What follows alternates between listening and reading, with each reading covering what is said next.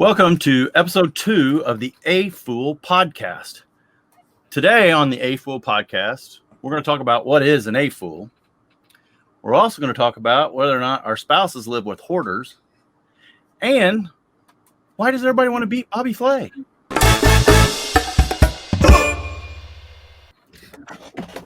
What's up, guys? Welcome to our AFoOL podcast. I'm Mardi Gras Man, a.k.a. Earl. You all know Jabo, a.k.a. BrickTsar. Everybody knows BrickTsar. If you don't, you must be living under a rock. And our glorious host, Joey from BrickTrains. So, what is an AFoOL? I guess the actual acronym stands for A, fan of old Lego. No adult, no teen, no other. But to me, it's just, a guy or a person, a girl who likes old Lego. Not specifically just all old Lego, or just old Lego, but. And it could range. I mean, you guys go back further than me, obviously. I like collecting from from 80 on. You guys like collecting from anything prior to 70. The beginning of time. Yeah, I guess you're right. That's a good point. Your perspective of an old Lego. So to my grandson, an old Lego came out before he was born 3 years ago. So anything 4 years old is old to him, right? That's olden times, back in 2015. Yeah. And I do know that it does tend to be older people that like the older stuff because it is so much simpler and more basic. But sometimes when people are exposed and see some of that didn't sound right. When people become aware of older things that they didn't even know were Lego, right? Sometimes they're fascinated by that. It doesn't mean they're going to be collecting it like we do, but right. I do have some younger AFoOLs in my community that watch the videos that I do. So, and there are women and men and teenagers and younger even. And I think that's a good point, that just because you're a fan of it and it interests you and it's obviously that at some point you didn't know the complete history of Lego, as just boom, you knew it. So it doesn't mean you're gonna have to collect it either. I try to view things from the perspective of if that was what was available, all that was available when I was collecting. Like if I had been born even earlier than what I was, and then I'm a teenager in the 50s, and this is what Lego was, would I be interested in it? What would make me want to go buy a set at the drugstore or wherever they sold these back then? Yeah, it's funny you say that because I just watched a review Joey did of the fire station, H-scale car, and I used to build stuff like that for my Hot Wheels. Never realized that, put those two together, and that's old Lego sets. So, I know it now because I'm watching you guys all the time, but prior to seeing your videos, I never knew that there was HO scale or H-scale cars or Hot Wheels. I call them Hot Wheels size cars with Lego sets. Yeah, that is, there's a lot of people that do the HO trains and the Hot Wheels and build those sets. And I think they were really trying to capitalize on something back then because that was, the HO was a market. So can you imagine a time when people didn't really know Lego? That's when it would have been a new thing. Yeah, to this, as simple as those sets were, they would have had to been, it's like, oh, this is an amazing thing. I don't know. I guess that brings up, are they having, we talked about the apps and stuff. Are they having to stimulate us more now because we're oversaturated with stuff? Would we buy a simple set from the 60s now? If it started today, would we have done it? If it started today, in today's age, probably not. I think the closest example to that is the classic theme. The classic sets and they're even more detailed than the old sets. Like you look at the old designer sets and master builder sets from the 60s that didn't really have instructions with them. No. They just had some suggestions. That's what the classic sets are. Yeah. And to me, those are some of they have value, and Lego needs to continue making those, but I think those are some of the less popular ones. Yeah. I look at those sets as filler, right? You get those for your kids who's already got Star Wars or whatever, and then hey, here's a whole big box of just more. Right. You know. So I guess also, what are we doing here on a schedule? We're gonna try and do a month at a time. Is that we're hoping for every 2 weeks, right? But yeah, I think we plan on every 2 weeks, and if we miss every 2 weeks, then we just go to the third week. third week. You get what you get, and you don't pitch a fit. There you go. It's exactly right. There you go. Hey, we're just all here trying to have a little fun, talk about some old Lego. So let's talk about collecting it. Are we collectors or are we hoarders? I think we're both. Think we're both? I know people have opinions about whether or not I'm a hoarder or not. Are the people that live in your house or well, are relatives? Or? Yeah, I would say people that I work with and some family, they don't really see the value in collecting it. My wife, she likes it, so she's into collecting. She's not into collecting the same thing that I am, so she's definitely all friends, and I would say she's hoarding friends sets. So does she have a stack of unopened boxes? she does. She truly has a backlog. She has a pile of intention.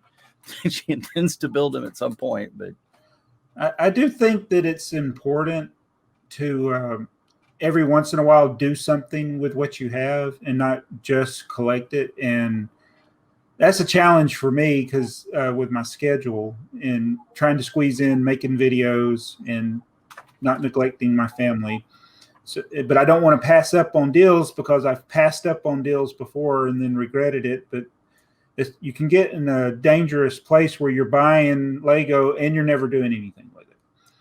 And I do get called out at times from my viewers, which is good. I mean, it's like I do need to sit down every once in a while and actually build a set. yes. And that, Yes. yeah, I feel like as long as I do that occasionally, I'm not a hoarder. Not a hoarder.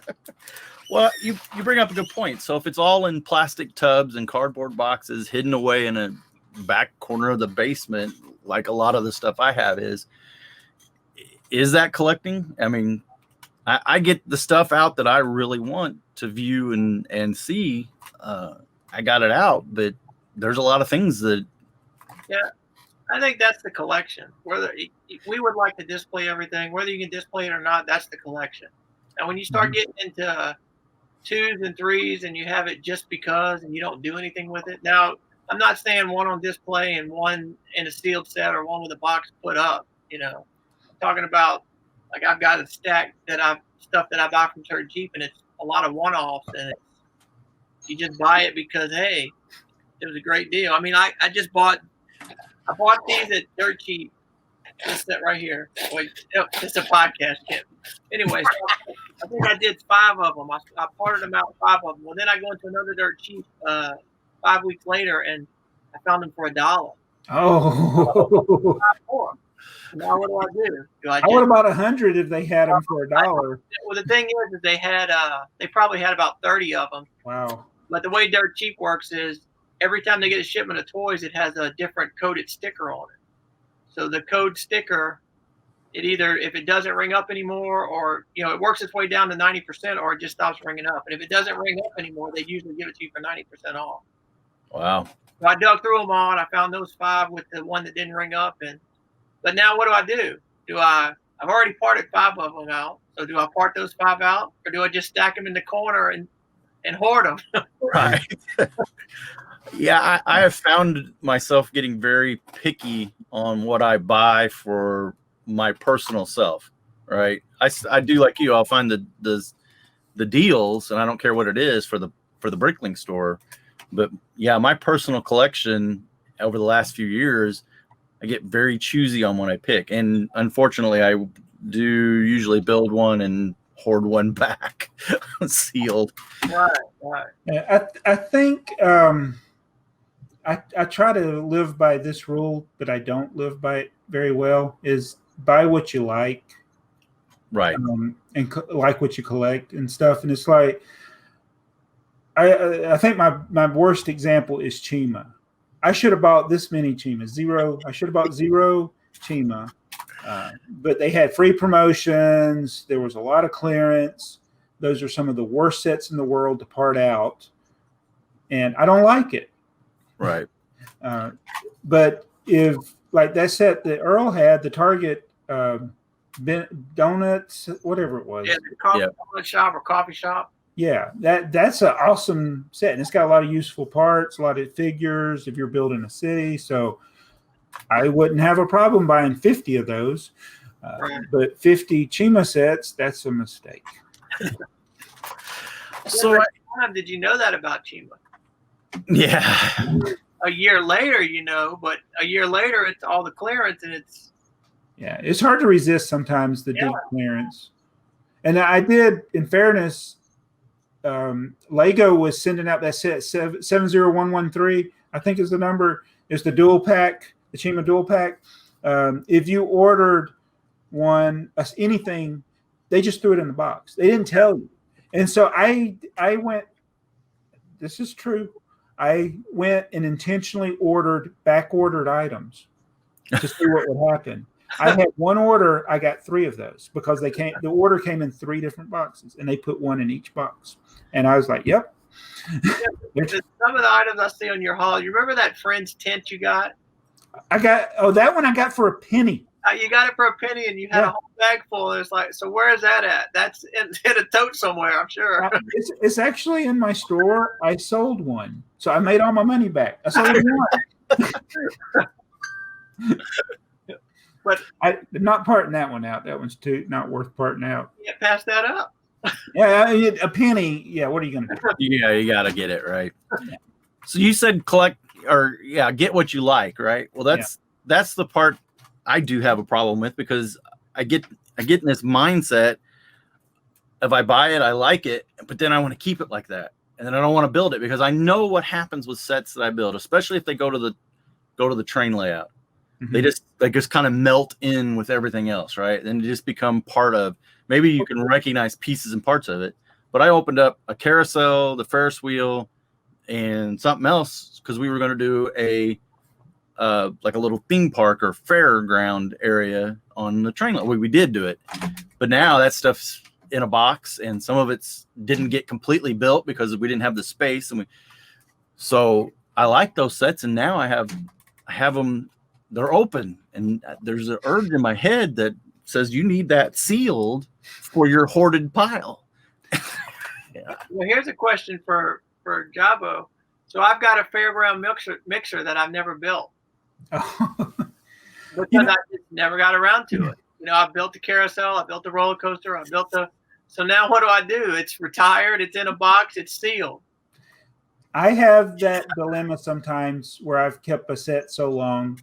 It happened with a much smaller set than that. There was the Legoland California truck that I had bought originally when it first came out, and then it got to be where it's worth a lot.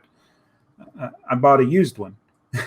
I don't know what the comparison is with the sealed fairground mixer versus a used one, but when I've gotten to that dilemma, like, I paid the regular price or I got it on sale.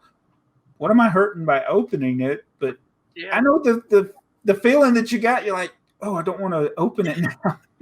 Yeah, because you think it's going to be worth a ton, right? Somebody's going to want that years from now. And it's like, I noticed that's why you buy 2 of everything, so you can open one and play with it. And if Dakota gets it, oh well. And you've always got that one in a box somewhere. Right. Yeah. And this is a hoarder mentality or a justification I can make for you, Earl, where you don't worry about it, is if you go and look at part out value on Bricklink of new, which is like if you were to open that fairground mixer, you've broken the seal. Now it's not worth you couldn't sell it as a sealed set.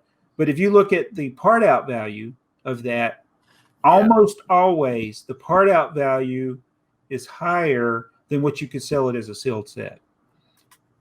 And you do that, you're like, oh, I can take this apart and build it. Of course, then it's not new anymore, but Right. That's how I justify opening a sealed set. Well, there's plenty of people that say that, Lego should not be, it needs to be let out of its box. The minifigs need to breathe. Yeah. Imagine if you had the fire station, a firehouse. Yeah. Oh, man.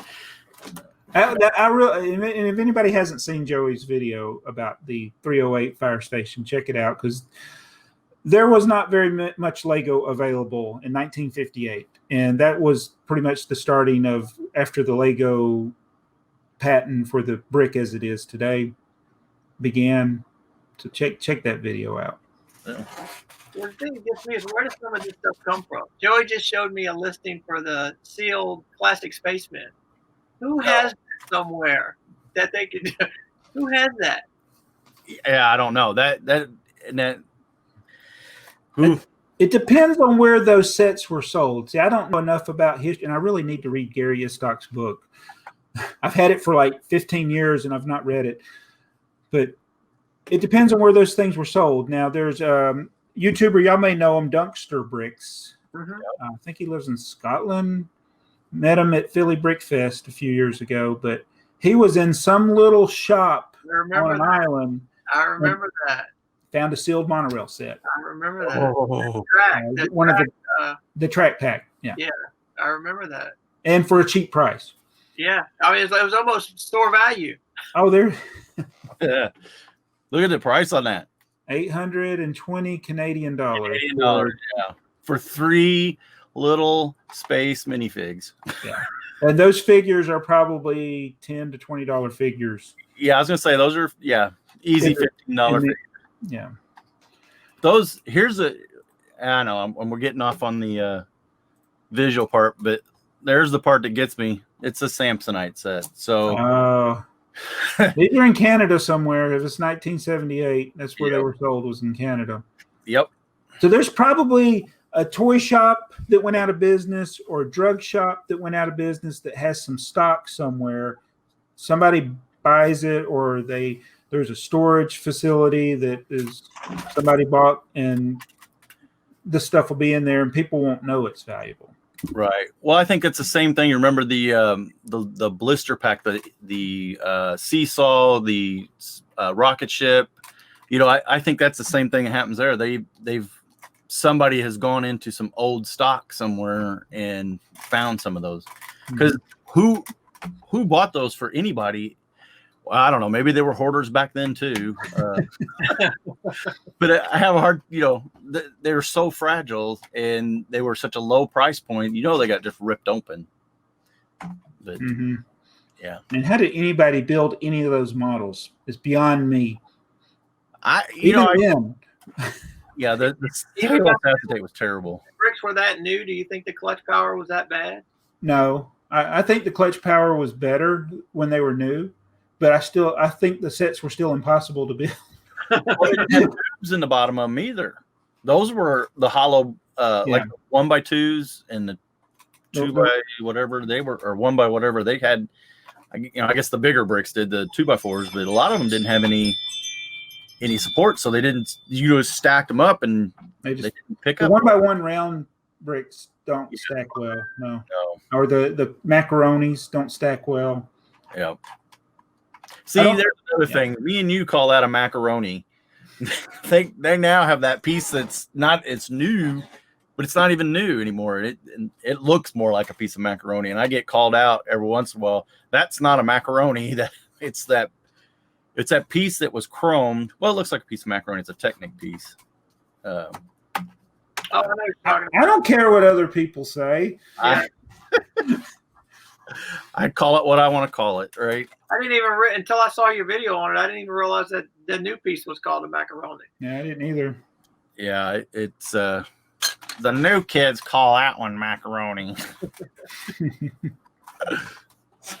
Joseph, have you ever thought about how many boxes it would take to lay out empty so you could open a box and sort it? The old school, how you used to sort baseball cards into piles, where you could sort all your themes into piles? So somebody asked me when I was doing the series where I was just put inventory in my stuff. So I wasn't organizing it. I was inventorying it. So I had mixed themes in a box. It's just whatever was in that box, that was in the box, and I wrote it down. And I got up to I'm well over 50 boxes, and I'm not even close. And now I have, believe it or not, I have started going back and trying to put things by theme. Like I did it with Galador. Right. So that's 2 boxes just of Galador, and then there was another one. I can't remember. I got like all the M-Tron sets in one box, and I'm gonna one by one each theme. All the Paradisa sets are in one box. But yeah, it's like when you look at BrickSet, how many different themes I have. That's a lot of boxes and space. Yeah. Well, that's the thing. It takes the space. Just if you don't fill up the box, like a Paradisa, that probably wouldn't even fill up a tub. So it's a lot of wasted space, and space in my house is a premium, or at least in the basement, because there's a hoarder that lives down here. So. And you were talking earlier, Joey, about the how the sets just kind of melt into the display. That's what's happened, like with my modulars. The minifigures wander off. Yes. The accessories wander off. The car from the Palace Cinema wanders off, and you're like, where did it go? I have a Comic-Con exclusive Batmobile. I have the Batmobile. I have idea what Jacob did with Batman and Robin. I don't know where they are. And then the trains. A piece will fall off a train here and there doing a video, and I was like, I'll put it on later. Yeah. And then you end up with train away. Yeah. That's the trains are that's particularly difficult because I want to hoard all those parts up. I want to get all the trains, and I want to get them all the set back in a box and with the instruction stuff. Then I ain't nothing to run. So it's like so you kind of delve into again having the one built and one hoarded back. That is interesting, the trains, while we're talking about trains for a second, because my channel BrickTrains occasionally does trains. Right. Very and the thing is I do a ton of space stuff because that's the stuff I had as a kid, right? So there's the thing that I collect. And I'm hoarding all that stuff in and collecting stuff, whereas the trains, I'm not.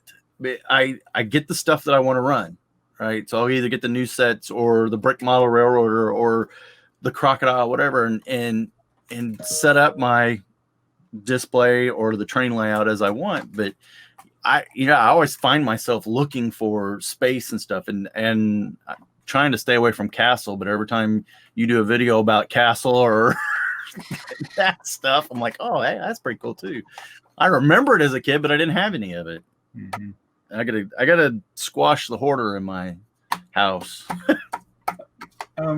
One of the things I did in '99 when Star Wars started, they had a handful of sets. I don't know how many sets they had the first year, maybe 8. And I bought all of them. I don't think I built any of them. I did buy all of them. And I'm like, I'm going to collect all the Star Wars sets. And so the next year I bought all of them. And then they started making the UCS sets. I'm like, man, these things are expensive. And I didn't buy the UCS X-Wing or the Millennium Falcon because those things were $100. I'm like, I'm not paying $100 for a Lego set. And then I ended up getting them on clearance for $25.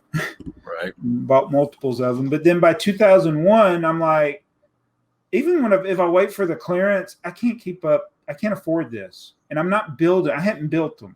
I hadn't built any of them. Right. And so I literally didn't build the UCS X-Wing until after I had sold all of them. And then years later, I traded with Earl and got it. And that was the first time I actually built it. I don't know, 15 years later, 14 years later. So do you still have the original 8 in a box somewhere in a box? No, I don't have any of them. Really? I sold all of the original Star Wars that I had. Wow. I got a video somewhere of that I filmed when I was doing inventory for insurance purposes of what I had, and you can see some of them in the film that I still had, like in the 90s, 99, I guess, or 2000. Maybe it was 2001 but yeah, I didn't hold on to any of the Star Wars. I never started in Star Wars. I guess I don't know if I saw that coming, but I just know the OCD in me, or the hoarder in me, or whatever. That would have been a financial ruin for me, because like you said, they won't stop. Right? That's a cash cow. They're never going to give up. Mm-hmm. Right. Yeah, it's just like the Avengers sets now. Mm-hmm. Well, yeah, and I started that. I tried to start collecting those. Yeah. And now they re-releasing them, and Yeah, you know, I wanted to get all of the figures with those, the Avengers and even the DC ones. Lego has kind of helped me in a way recently, in that themes that I collected from the 80s, like Town, which is now City. Each year that goes by, I become less and less interested in the new stuff. And I always reason like, well, if I don't get that, it's going to be in some Facebook marketplace listing later, because it's Town. It's not a superhero set. So I don't buy any City sets now at all, unless there's some deal or there's a part in them that I want to get. Yeah, I'm like you. It's easy with some of these or these themes that I have no interest in to not, just go crazy buying them. And we recently started buying a few City sets because of Dakota, my grandson, but and for whatever reason, my daughter and son-in-law are all they're into building Lego, which is great for me, but well, I don't know if it's great for me, because I come down here and I turn around, I think there's stuff missing, but I think they've been shopping. Yeah, Helping grandma loves to give it away too. Yeah. Jacob admitted to me that he took some parts out of the store without telling me before. So, at least correct the inventory. Yeah. So, but he always asks, "You got this part?" And then we'll go subtract it from the inventory, because he's still. It's interesting. He likes to build stuff. He's built some stuff here recently, but he just does it for the fun, and you never see it. So he doesn't have the hoarding gene then. Mm-mm. He actually enjoys playing with it. Well, he doesn't have to, because all he's got to do is go in the basement. I don't know what he's going to do when he moves out. What's he going to take with him? That may be an issue. I know he's going to want to take some of the UCS sets. Yeah, he's going to have a bachelor pad. He's going to want all them UCS sets on display where he can actually display them. Mm-hmm. Yep. He has quite a few of them in his room, and he's built them. He's built all of them. Yeah, that's going to be a problem. I was lucky. Mine got out of the house, and she wasn't into it right at the time, so she didn't take anything with her. But now she's back, or she's into it, and so. So do you when you build something and you take it apart to put it back in the box and put it up, how long do you leave it built together before you take it apart? How long do I? Well, like I told you, I've started to try to clean up. So I find the instructions. I try to get all the pieces, all the components. Then I'll go sit in my living room and take apart 6 or 7 sets, put them in a Ziploc bag, put the instructions in the bag with it. And but I still got a few sets to build. So the other day I built one, looked at it for about 5 minutes, and then took it apart. Yeah. So, the only time I build anything is if I know I'm going to display it one way or another. If it's going to be in the train layout, or if it's going to go on a shelf. So, yeah, I don't build a whole lot and then just take it back apart, right? I do, and that's more of a YouTube thing than a Lego collecting thing. If I need to do, I don't know. I don't need to do anything. If I want to do a video on a vintage set, I will do the video, which means I need to build the set usually. And then after I'm done with the video, I take the set apart. And sometimes when I take the set apart, I realize, oh, I missed this part. I need to redo that shot. No, but the thing about old sets, pre-90 or 80 or 99 even, is that they're mostly small. Even the big sets don't take long to build. Right. So it's not that big a deal to build something and then film it and then take it apart. Yeah. I just feel that if I'm buying it because I want to build it. Yeah. Yeah. And I've gotten a lot pickier on the things that, because I get a lot pickier on the things that I want because I will have a purpose for it. Usually it's, the modulars, they go, that's what my train layout is. It's the modulars. I have this dream. I want to take an entire year of sets to a show. I know that I've been to shows where they've had a whole theme, like Brick Jams took all the model team sets to Brick Fair, Alabama. I want to take all the sets from 1975, the whole thing. Right. So I've been working on collecting all of those, and I'm eventually going to put all of those in one box or boxes. How it won't be much. That's an interesting thought, though. Yeah. What did they release in 1975? Yeah. And there's two different ways, I guess, you can look at it. You can look at the sets that were new to 1975, right, or you can look at the sets that were available in 19. And that one is a little more tricky. You can look at, if you look at the catalog for 1975 and 1976, it's going to have certain sets, but some of those sets were released earlier. Right. They weren't new, so yeah. Yeah, so to just pick the catalog from 1975 and just all those sets in there, that wouldn't be what was released in set. Would we even know what was released back then? I'm going to do a comparison between what Brickset has and what Bricklink has, and it always confuses me because they'll say this set was released in 1975, but the copyright says 1974 because that's when the copyright applies, but the set didn't come out to 75. And was it released in December versus January? I don't know. Nobody really knows the answers. Yeah, and then a lot of, there are times that Brickset's not right. I mean, not to any of their fault, but it's just lack of information. It is, yeah. Somebody had new stuff that'll be right, but for when you go back, when people didn't keep good records, it's like, I don't want to get off topic, but the names of Lego colors. Lego did not name their colors for a long time. So we had obvious ones like red and white and black and blue and yellow and clear and gray and green. That was about it, wasn't it? Yeah, you got them. Them now, didn't Nougat just show up? Yeah, they changed. We called it Flesh, and Lego changed it to Nougat. Yeah, I think that happened with the purchase of Bricklink, didn't it? Yes. Yeah. Oh, and then the Bricklink names of the colors were different because that's what we were calling them. We didn't know what Lego's internal names for those colors were. No, Bricklink's just gone by what we made up. Yeah. So. Yeah, and guess what? Color brick yellow is brick yellow. You should. Do you know this one? I don't know this one.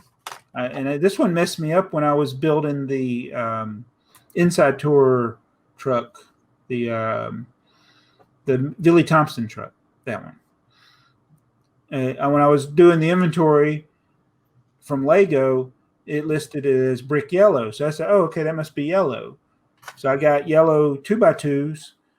And then when I got to looking closer at the pictures of the actual set, the little 2x2s that were for the packages in the Billy Thompson truck, I think it came out, I forget the set number. It's one of the 4 million sets. Go ahead. What were you going to say? I'm not finding brick yellow. Yeah. It's tan. But Lego was calling it on if you go to the website at Bricks and Pieces or whatever the other one is where you can buy replacement parts, it is listed as brick yellow, but it is actually tan. Now that you say that, I do remember. Yeah, because I'd have to find where's that color book I had? Because it lists. Oh yeah, yeah. Yeah, it lists the differences between Lego and Bricklink colors. Which that's actually going to need to be updated. He's going to have to revise that book again. Yeah, that's going to be a yearly update. Yeah. So, I think, we talked about the AFoOL part of it earlier that, So DZ Studios commented that he wanted a T-Fall podcast, and so he's teen apparently, and the teens need to do it, and I encourage it. I think it's great that they get on YouTube and make a podcast or whatever, and do it from their point of view, because this is definitely, we're the old curmudgeons here, I guess. No, I think it's good. I really like the engagement from the teen community. Obviously, as you grow older, your interests change, and the things that interest me may not be what most of the kids are into. But I really like seeing ones that get nostalgic for, like, let's say something like the 80s. Right. Just the 80s in general, not just 80s Lego sets, but I see ones like Vision Bricks, who he was born well past the 80s, but he loves the shows that we grew up with. Right. My son likes a lot of those things because of my influence on him, but everybody's can like different things, and if you're passionate about something and you want to do a podcast about it, you're going to have other people that have those interests, and go ahead and do a podcast or do a YouTube video and call it a podcast. There you go. That's what I do. I don't know if you caught my thing. I'm like, this is available nowhere that podcasts are found. But I think Joey's going to do better with this one than I do with my own. What was your dark age? I know at Jabbo, but Earl, what was yours like? I didn't really have a dark age where I stopped liking it. I just would say I didn't really buy a lot, and it was, right. I've always kept my sets from when I was a kid. When I moved out, I had them all together. I knew right where they were. They were in my room. When I moved, I went and took everything and moved it with me. So I always knew where it was, and as I became older and became a teenager, I kind of I guess I went towards trains, and I would ask my mom, I'm 16, 17, 18, and I would ask her for Lego trains for Christmas. Right. And that was really the extent of what I was getting, as an older teenager, I should say. And then as an adult, when I had kids, so we always went through the toys, always looked at it, but didn't really buy a lot because, you got your kid. You're buying for your kids, not necessarily for yourself. So that's when I started trying to kind of trade up my sets. So it wasn't really a dark age. It was kind of like, I'll take my childhood sets, I'll try to sell them, use those funds to buy the bigger sets. My wife actually bought me the UCS sets that I traded to Javo. All three of them. She found there was a toy store in our old mall, and oddly enough, it was called Toys by Roy. And she bought them on clearance. I think she got them for about half price.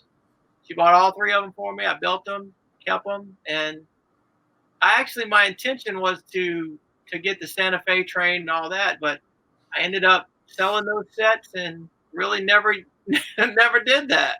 My dark age, I had a true, complete blacked out dark age. I had Lego, the early space sets, and had those up to, I guess, junior high, about that time frame. And I don't know, sports come along, school. I don't know that it played a factor in it, but my parents did get divorced about that time, and I don't know, life just changed, and I don't remember really playing with a lot of toys after that. I don't know. I'm not saying that I grew up real quick or whatever, but just your life kind of changed, and it just kind of went to the wayside. It wasn't something that I quit liking, but I went for a long time. It wasn't until my 30th birthday, my wife threw a party, and that was the theme, was Lego, and that's what got me started. And I got back into, at the time, because we were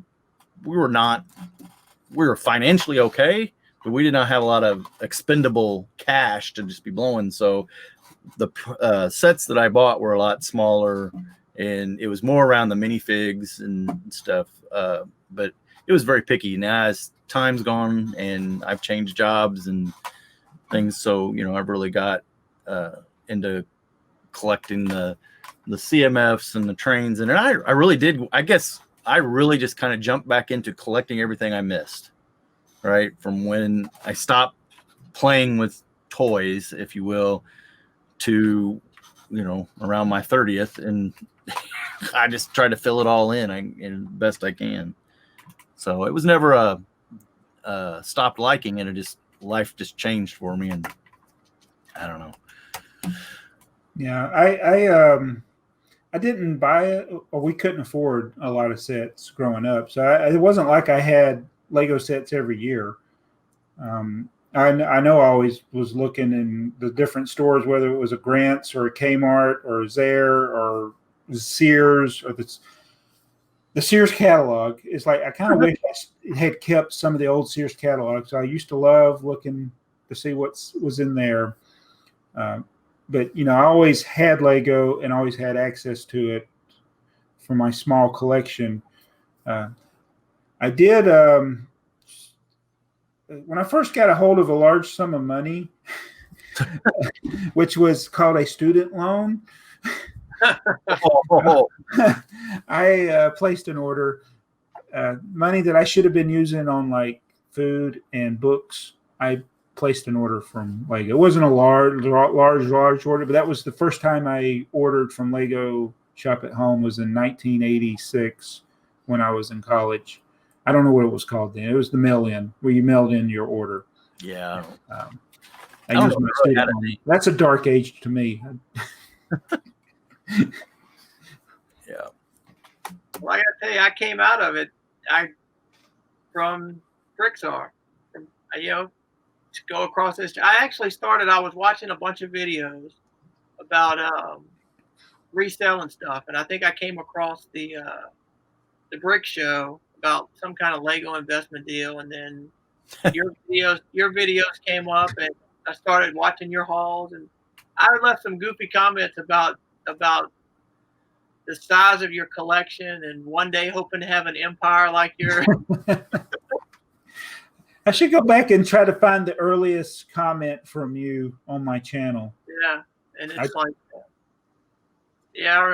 I started the Bricklink store because watching your videos, and started looking for deals.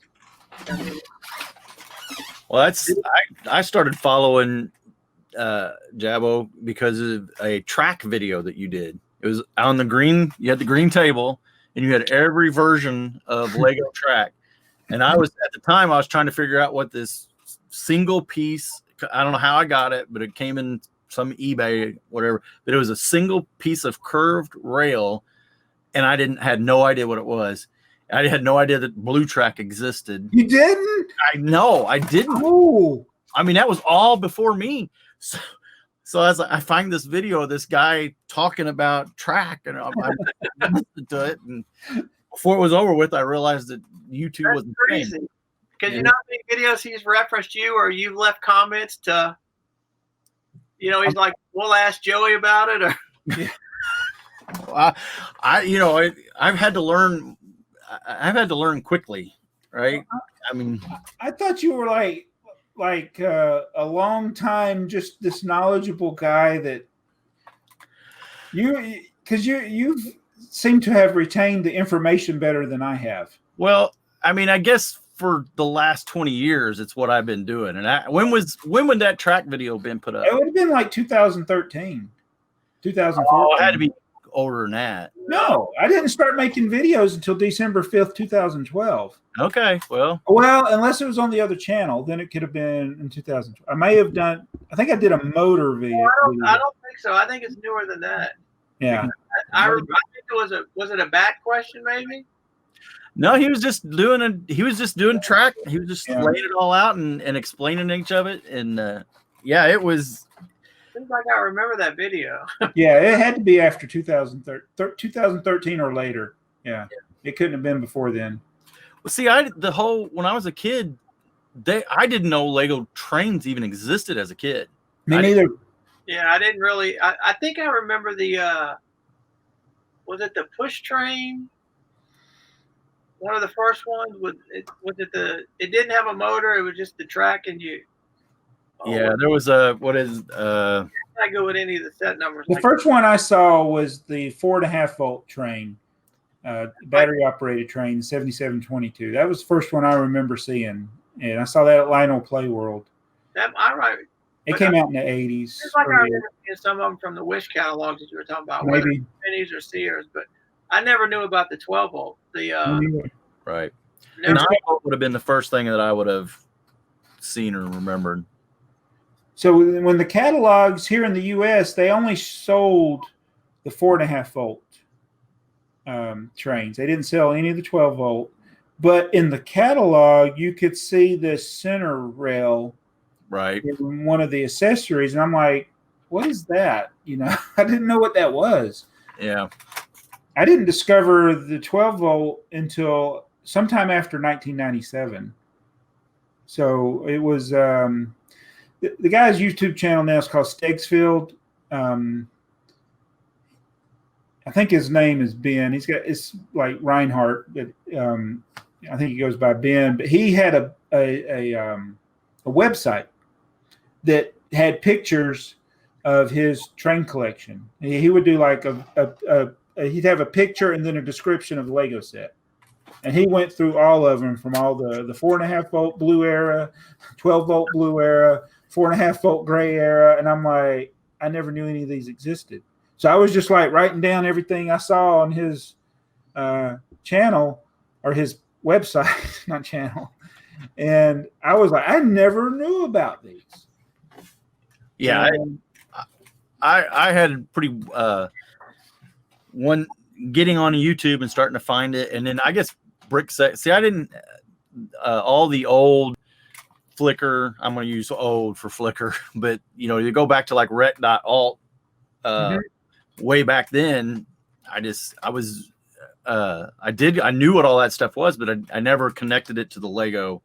And since, like I said, I had a pretty dark age as far as not being in the Lego community at all. So it wasn't, 20 years ago that I really got back into it. And it was a full-fledged jump in, and what did I miss, and try to catch up. So I think one thing I have to remember from that time period, from like 97 to the early 2000s, is all this research that we're doing. We were doing on dial-up connections. So it's painfully slow. Yeah. Which we probably thought was fast.